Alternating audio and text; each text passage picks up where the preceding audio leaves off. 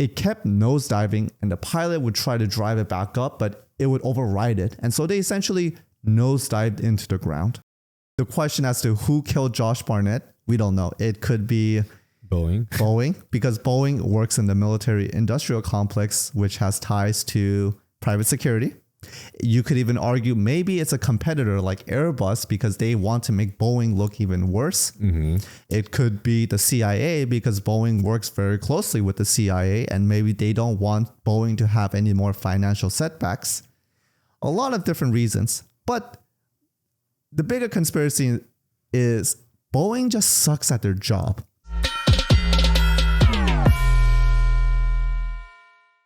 All right. Well, for my conspiracy, I will be talking about our wonderful company called Boeing.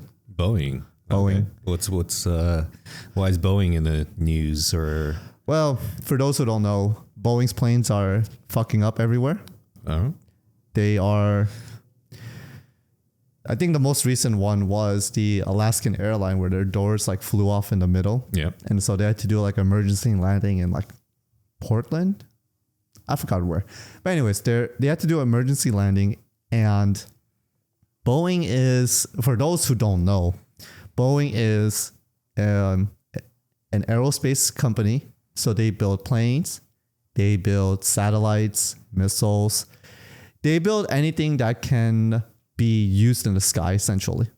Okay, so military as well? Military. Okay. So they compete with Raytheon, Lockheed Martin, Airbus. They compete also with... they competed with a shit ton of people. So what companies are involved in the aero industry right now besides Boeing? Or is it just Boeing that's at the very top? So they used to be at the top back in like 2017, 2018 in terms of revenue. Uh-huh. But right now you got Lockheed, Northrop Grumman, Raytheon, and Airbus. And there are some other... But they're not mainly airplanes, right? Boeing, I know they dabble in others, but their main industry is the airplane industry, right? Or is that... They have wide divisions. Okay. Airbus, I would assume... Airbus on top of my head is primarily focused on... Airplanes. But, commercial airplanes, yeah. Yeah, but Boeing does... They don't do just airplanes. They do like so that was my misconception. things. I thought their main industry was, or the main reach was the airplane. They have a lot of defense contracts with the Pentagon, the U.S. government. They build like fighter jets and things of that nature. Yeah. And so, for those who don't know, Boeing, it's an American company founded in Seattle, Washington. They started back in like 1920s, and they started off as building airplanes. Mm-hmm. They built airplanes, they acquired some airlines, and fun fact, they actually started off and renamed themselves to United Airlines. Okay. United Airlines was, at the time, not only a manufacturer of planes, but they were also a transporter. And then the US government, they came down with a regulation that said, hey, you guys can't do both of them. Like, it's either one or the other. So United Airlines, being the behemoth that it was, they dissolved into 3 separate groups. Mm-hmm. The first group was Boeing. Second group, United Technologies. Third group is United Airlines. Okay. So you have 3 major entities that rose from the ashes. Now, Boeing decided to merge with a company called McDonnell Douglas. They were both in the same industry. But of course, they said there are synergies to be had. Costs can be lowered. We can extract more value from the merger. Mm-hmm. And so they went from Seattle, relocated their headquarters to Chicago in Illinois. And from there, how should I say this? They rode on the coattails of their reputation, because Boeing at the time was known as like the gold standard. Mm-hmm. Like, if Boeing did this, it was safe, because they built their reputation on engineering prowess, safety. They were like the Teslas of the sky. Yeah. I never questioned or had concerns with Boeing or their integrity or whether they're doing things correctly or not until recently. Right. With all these stories that are coming out now. Exactly. And so naturally, like any companies, they are public and they have to answer to shareholders. They have to answer to quarterly growth, profit, projections, share buybacks, dividends, you name it. And so from 1996 to the merger in 2001, all the way till now, Boeing has been on an uproar trend. They're one of the few companies where they were able to turn their sales into a lot of free cash flow. Meaning that, hey, after all my expenses, after all these accounting things, this is how much we have leftover money that we can use for our shareholders. We could reinvest back into our operations, you name it. And so it was fine and dandy. And then in 2017, something changed. Airbus, one of their main competitors, they released an airline called the A300 or A320 series that essentially allowed the airliners to fly a vehicle at 25% reduced fuel cost. So imagine you're spending $10 million on just gasoline, and your competitors come and say, you know what, you can only spend $7 million. Yeah. You're going to want to jump ship. And so Boeing's upper management, they panicked because they've been just like coasting by. They're like, everything's fine and dandy. Everyone will always want a Boeing. But Airbus comes along and they offer something innovative and new and better. Right. So Boeing panicked. They sort of redesigned their gold fleet, the 737. And this 737, huh? Yeah, the 737. And this is where the problem arose. So in 737, they released a new line called the 737 MAX in 2017. I remember this. Everyone thought it was fine and dandy. And they started production, they started releasing it, and they started delivering it. And so in 2018, October 2018, you have the first incident, Lion Air Flight 610. This is where 189 people died. Then you have the second incident, Ethiopian Airlines on March 2019, where 157 people died. Wow. And so to have two airlines of the same line crash back to back in 5 months is unheard of in aviation history. It's very rare. It's very rare that you even hear of a plane crash to begin with, and for it to be in the same company within back to back 5 months or 5 months apart. Exactly. And so I remember when the news was unraveling, everyone was like, what the fuck? Yeah. Like what caused both of these crashes, because they seem related. I mean, from the same model airplane. Exactly. And Boeing, the slumbags that they are, they did the initial, perhaps it was the training of the pilot that was inadequate, because that was initially what they were suggesting with the Ethiopian airline. But later, it came out that it was actually a manufacturing and software issues. So in the Boeing series, they have what they call the MCAS. The MCAS for the long-term name is Maneuvering, Characteristics, Augmentation Systems. Okay. And essentially, what the MCAS does is if the nose of the plane, meaning the tip of the plane, is sharply upwards, then they will drift it down. Automatically drift down. Automatically. Yeah. And so how it would know that is by the sensors that was placed on the Boeing planes. That seems fine and dandy. But the problem was twofold. The first problem was the MCAS was not stated in the manual. It was omitted purposely. The second problem was the sensors it only had a single point of failure, meaning if they fucked up, that's it. There was no redundancy. There was no second backup. Okay. That's all there was. It would just fail. It would just fail. Wow. And so because cost efficient or reasons, or because of cost, because of training, and because of selling.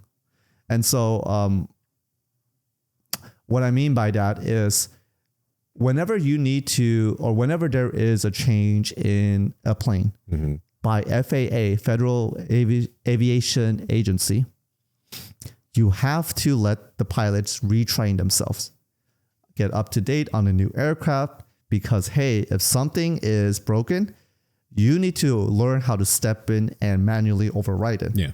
And training all your pilots can be costly. Exactly. And you nailed it. So when you have a competitor who already has a better product and the airline has all these pilots and has all these crew, and now you got to tell them, well, I can sell you this plane, but now you got to retrain them. That's an additional cost that the airliners don't want to pay. And so they were pressured, the management pressured, said, you know what? The MCAS is unlikely to fail. Don't worry about it. Let's not let it known. It'll be easy for our sales teams to sell it. And we can reduce our cost by not having a second or third sensors or essentially backups to it. And so those two airplanes crashed. And the pilot didn't know. The pilot had no clue what was going on because it was not in a manual. Yeah. And secondly, the sensors, because it was outside and due to its natural wear and tear and the elements, it kept feeding bad data into the MCAS system. So it wasn't the software that was... It was a combination of data and software. Okay. So it kept nosediving and the pilot would try to drive it back up, but it would override it. And so they essentially nosedived into the ground. That's scary. You would think you would want to have manual override or control to override any automatic control, just because I would assume AI can't, account for everything, right? So you would want the manual overtake to be able to exist. But Boeing didn't bother to put that MCAS feature in the blurb because they didn't want that to trigger a retraining cost. Yeah. Because that would have the airliners be, oh, guess what? There's a new feature. You need to retrain. This will cost us an extra, I don't know, $1 million, whatever. For sure. And so the Boeings was afraid that this would deter them from placing an order on the MAX 737 series. Yeah. And so you have a culmination of corporate greed, inefficiency, laziness, and just incompetence. Because throughout this whole time, Boeing is still riding on its, how should I say this? They're still riding high on their past success, right? Because back in 2018, at their peak, their revenue was $101 billion. Wow. Now, compared to all of their closest competitors, their competitors were trailing around $54-60 billion. Obviously, 29. It's a big industry, 100 billion. Oh yeah, there's a lot of money to be made in planes and killing people, and so true. Well, is their closest competitor also into more than just aviation? Come again? Is their closest competitor also more than just aviation? Or are they also into like the weapons, like Raytheon or? Their closest is Lockheed Martin, which is primarily weapons. Gotcha. So you have someone who might just be specialized in killing people and someone who specialized just in transporting people. And with the Boeing,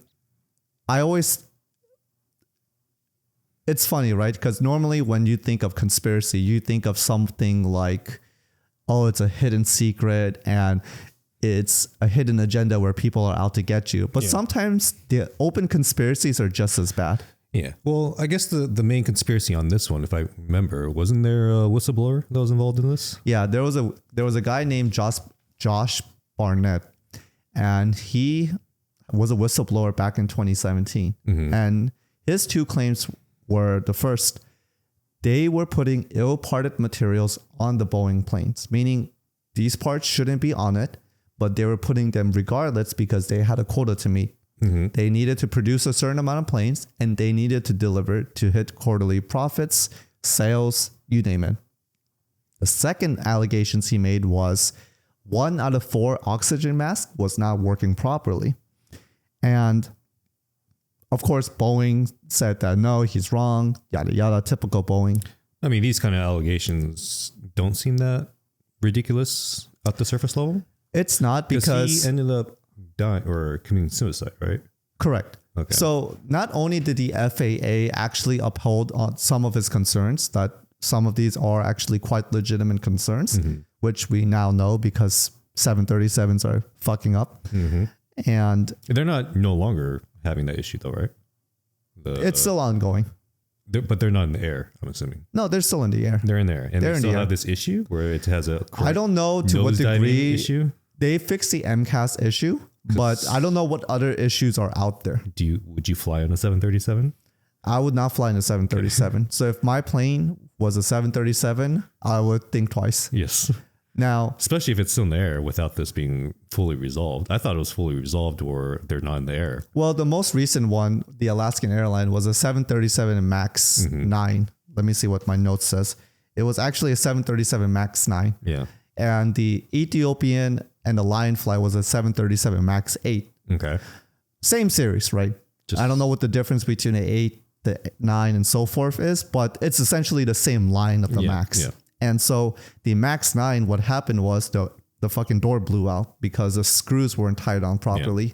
I saw that live as I was in Japan about to fly back the next day over. So it was a little bit And concerning for me watching that live. it's rightfully concerned because you have people in the lawsuit that stated that some of their oxygen masks were not working. 1 out of 4. So Josh Burnett was right. And I always say that with every allegation, there is a slimmer of truth to it. And it is kind of sus that he was found dead with a gunshot wound. Now, the official reports state that he committed suicide, that he shot himself, but a friend of the family, her name was Jennifer something, she claimed that he told her in private that he was not suicidal. That if you happen to hear the news that, hey, I committed suicide, do not believe it to be true. I mean, for him to even say that, that means he knows there's a target on his back. So what makes him think that he had a target on his back for the two things that he said? Because those things by itself isn't that controversial. Is it just because he testified against Boeing? He continued to be against Boeing. I think he had a long-standing... Boeing try to quiet him down or something? Or I think they tried. They probably gave him like bad treatment as a whistleblower, but he did quit his job. Okay. So in the most recent one where he was found dead in March of this year, he was giving deposition testimony where it was unrelated to the Boeing allegations itself. It was more to how Boeing treated him as a whistleblower. That was his testimony. And he was actually done on the 8th. But then Boeing's lawyer said, hey, can you stay one more day and give additional testimony? Okay. And he was found dead the next day when he would have left the state of South Carolina. So he's a whistleblower against Boeing, found committed suicide after he told his close friend that he wasn't suicidal. Boeing asked him to stay one extra day. If he would have left the day before, he would have been fine, but he stayed one extra day on Boeing's request. Is Boeing being investigated in any of this, or no? Because the local police said they concluded it was a suicide, a self-inflicted wound. Even shot in his head once, yeah. Okay. Now, if it was shot twice, then that's sus. But it was shot once to his head. Yeah, I mean, but the context of this, it seems very Epstein-like. Like, oh, he just happened to commit suicide. Epstein also probably didn't commit suicide either, right? And so. The grand conspiracy in all of this, it's not the fact that Josh Barnett was murdered. Nothing like that. The grand conspiracy behind all of this is simply Boeing is negligent in everything. They are negligent because they are just coattaling on the past success. So they believe that their reputation alone will continue to make them sales. Yeah. They cut corners on all the safety procedures. They are not doing things properly by the book. And even their CEOs, I believe his name was, what's this guy's name? Yeah, David Calhoun. He was the CEO from 2020 to 2024.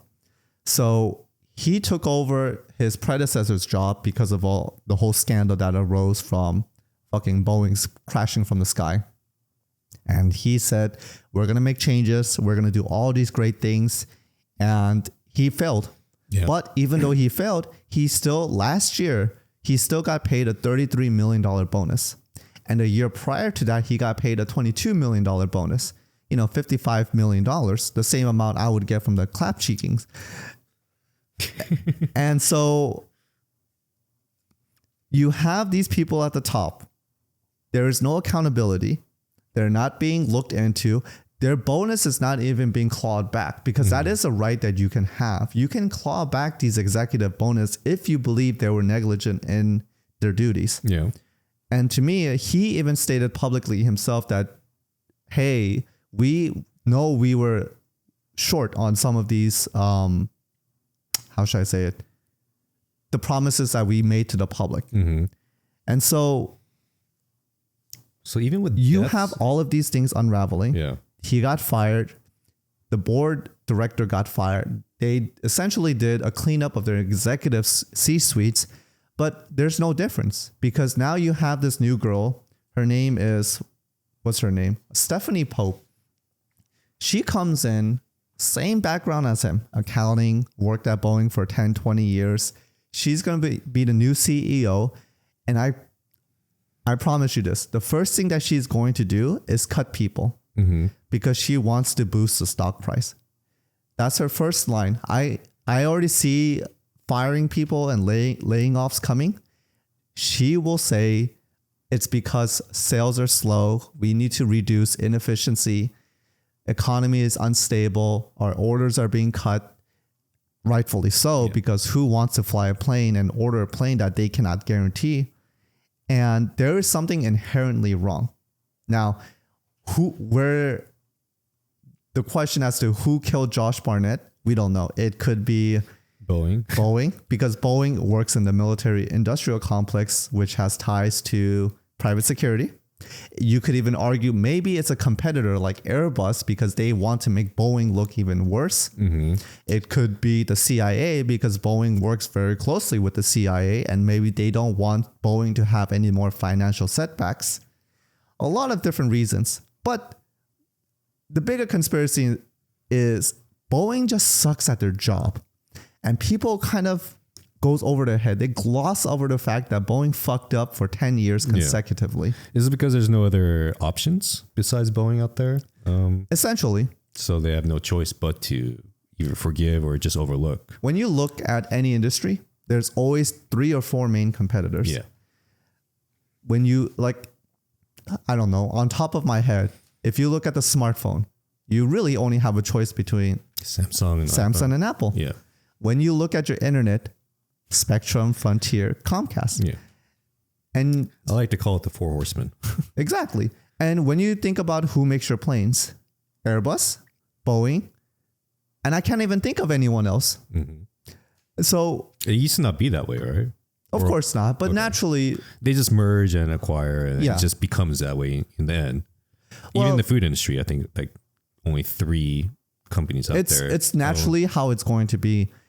Now, if there was no regulation, then it would even be worse. But we, for the most part, we regulate where it's, hey, you know what? We got to have at least some competition. So 3 to 4 seems to be the sweet spot that the Department of Justice allows it to be. Okay. Right.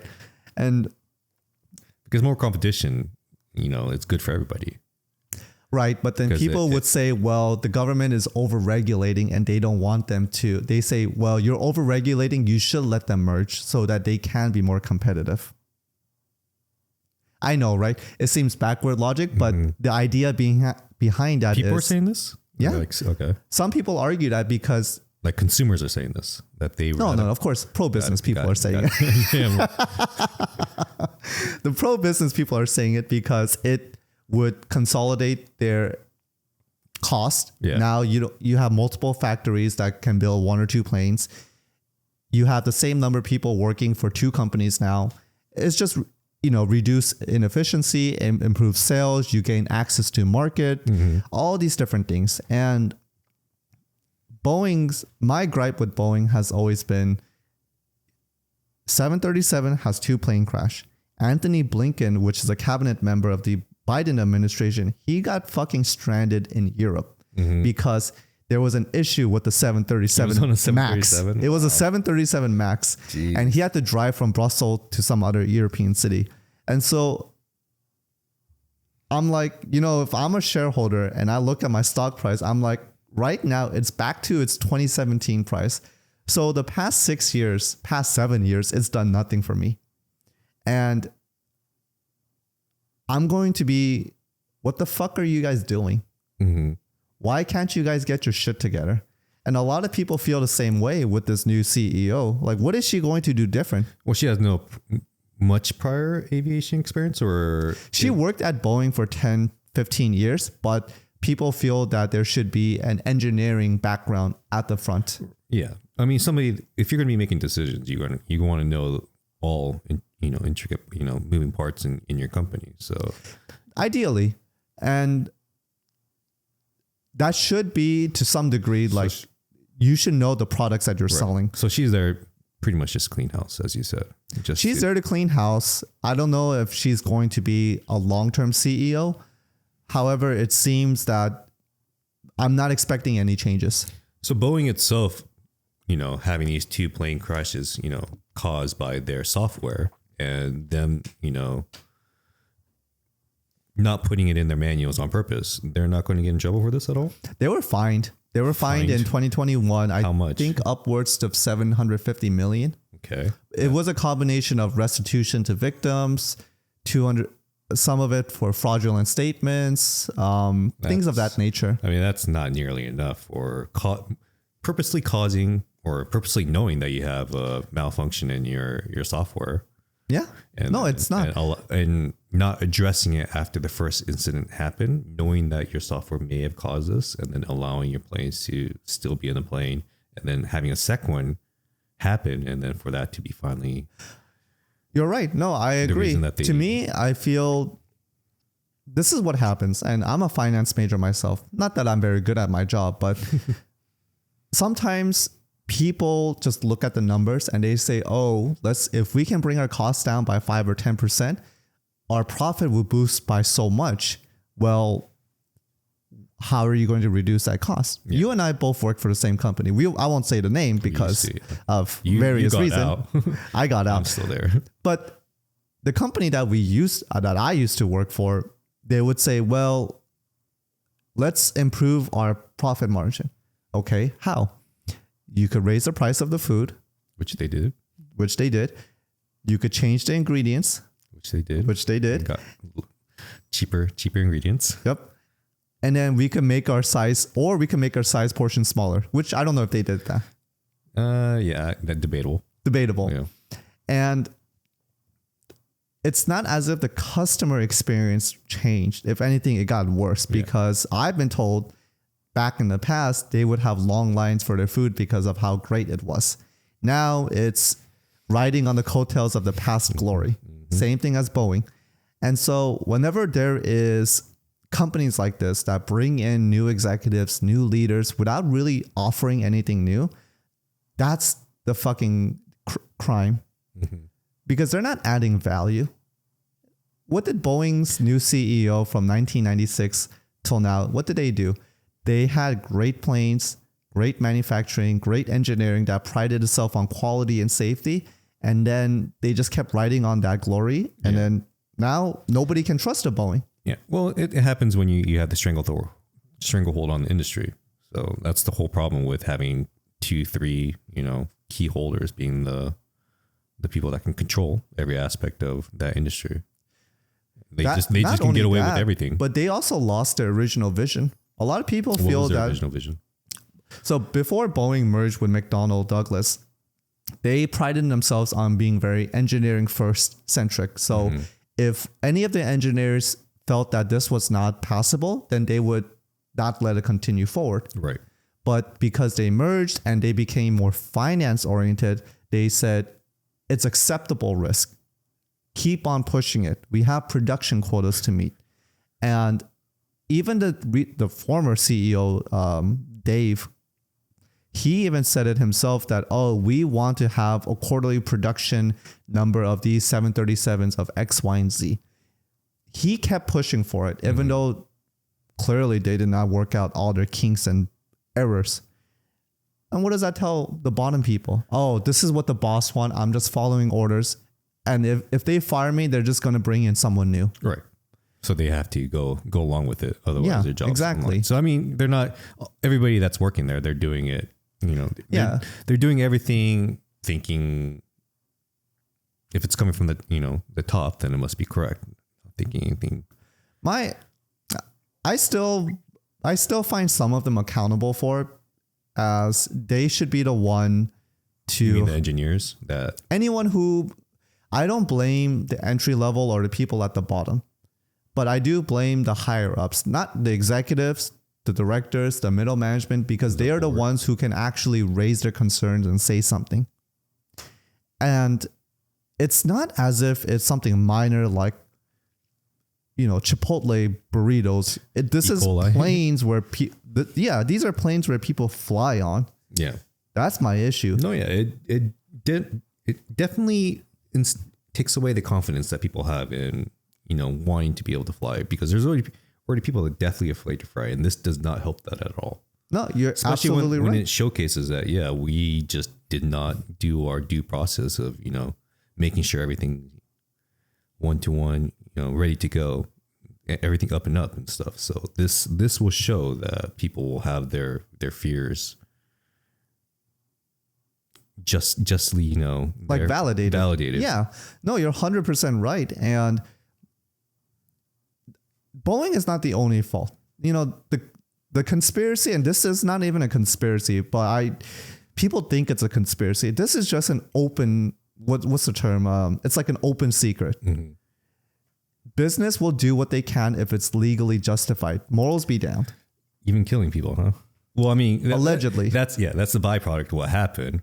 Yeah, but people allegedly. Still died. 300 people still died between the two planes, and only 750 million was their penalty for it, which is pretty absurd. In this one kind of tickled my pickle, where the Ethiopian victim's family, they argued to the court and said, we should get additional money because our victims, our family members, before they died, they suffered emotional trauma and mental distress leading up to their deaths. Yeah.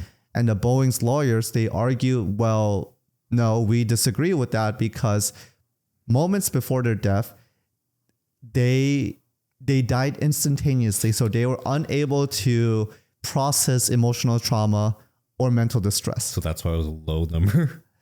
I don't know. This was a recent thing. I think the families were trying to argue for a higher settlement.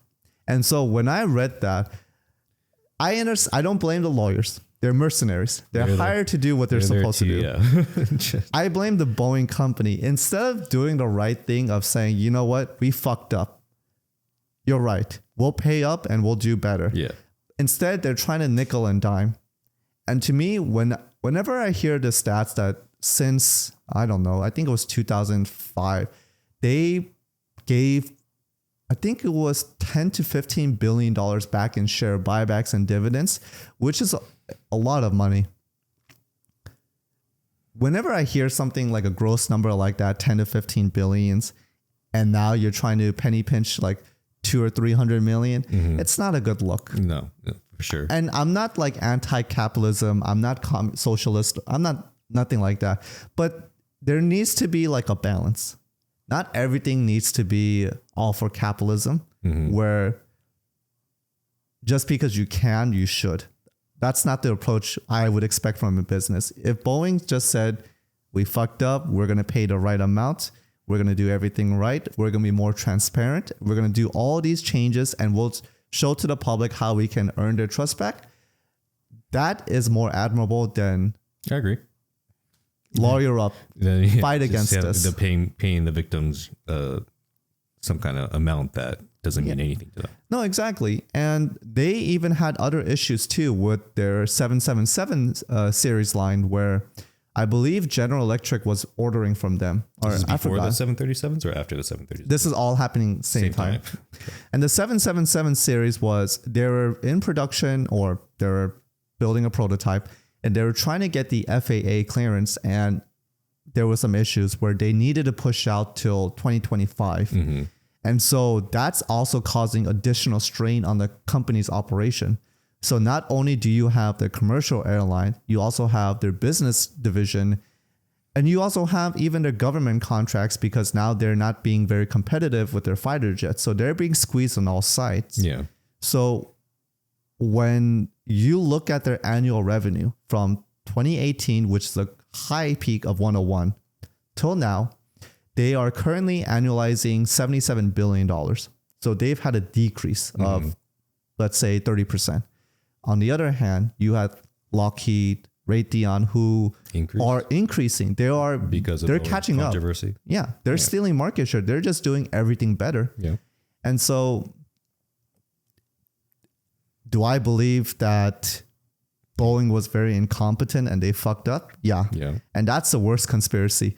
It's not that they were malicious. It's not that there were some secret group behind it. They're just all fucking retarded. Yeah. That's the worst part. Well, if it's true that Boeing was behind the unaliving of the whistleblower, Yeah. and they're getting away with it, then that in itself is. I don't think they're even capable of doing that. They're too stupid. Yeah, but somebody did it. Somebody unalived him, right? You don't think he actually committed suicide? No. So the fact I don't think so. the fact that it's slap in your face that this guy was murdered. If you look at the institutional holdings, now the top twos are BlackRock, Vanguard, but I don't think any of them did it. It's just a name that their top institutional holding is because Boeing is in a lot of mutual funds. So by default, Vanguard and BlackRock happens to own majority shares. But if you look at third, fourth, fifth, sixth, some of them has a financial incentive. Yeah. So was it more like a disgruntled somebody that did it like a personal thing, or? It could be it could be a lot. It could be, let's say, Boeing itself. It could be a director who worked at Boeing. Just to send a message, say to send a message. No more whistleblowers because we're making this very obvious that this person was not. Yeah, because Boeing is getting squeezed on all sides. You think Boeing will survive after this? They would probably still survive just because of how entrenched they are in the industry. Yeah. You think they'll remain number one? Probably. Yeah. Just because there's no other competition, like you said. Essentially. Nothing can come in and replace it. They're just too much. I'm sure they can be replaced, but it takes a very disruptive company to do so. Yeah. Elon Musk. Maybe. Buy it out, Elon.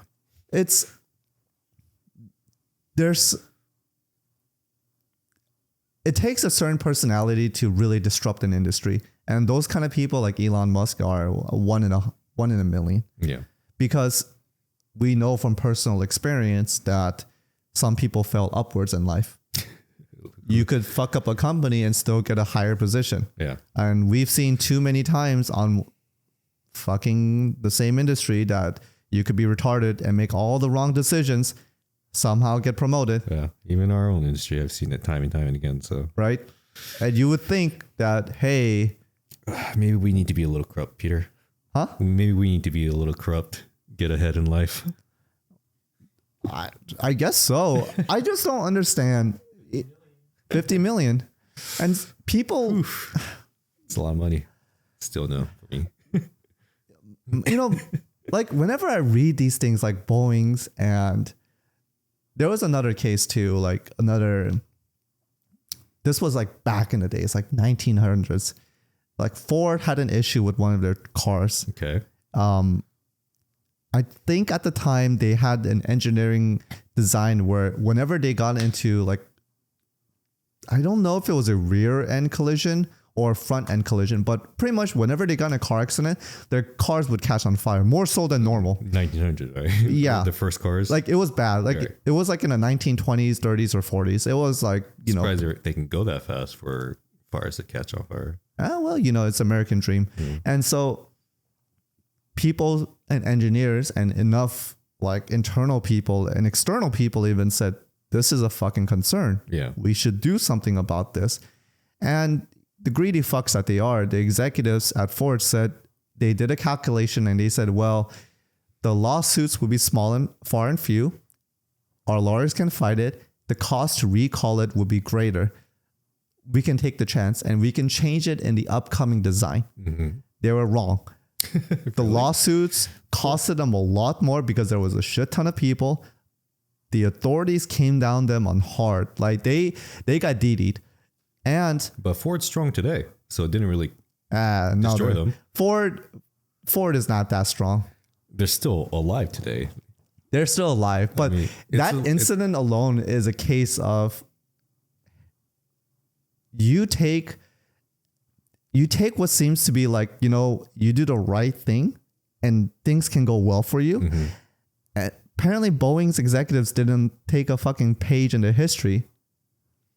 You could have done the right thing, grounded your planes from the first, and literally saved yourself a second airline, a door being blown out, and Anthony Blinken being stranded. You could have avoided all of this and your stock price would be a lot higher it is today. Yeah. But it's human nature. Everyone wants to take that risk. They said we can take this chance. Because they always want to find the zero value of approach. Meaning if they can have approach where, they don't have to pay out anything, they'd rather go with that than for the slight chance of having to. Here's what I'm proposing. My thought is these executives, their interests are not aligned with their shareholders. Sure. Let me take it back. Not shareholders, stakeholders. Stakeholders meaning anyone who has a vested interest in this company. It could be employees, customers, suppliers, governments, anyone who can benefit from their relationship with that company is a stakeholder. Yeah. And so when you are an executive, a director, a high paid member of that company, instead of thinking, instead of worrying about whether or not I can get my bonus, what's good long term, 5-10 years down the road for this company and everyone involved. Instead, they just care about their quarterly goals.